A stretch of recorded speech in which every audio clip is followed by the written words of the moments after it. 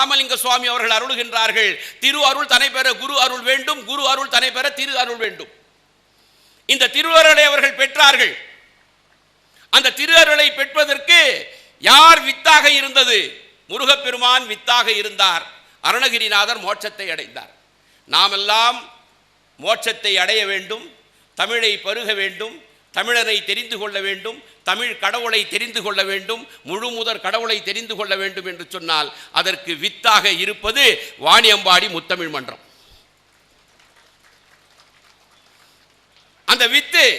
அந்த வித்தின் மூலமாக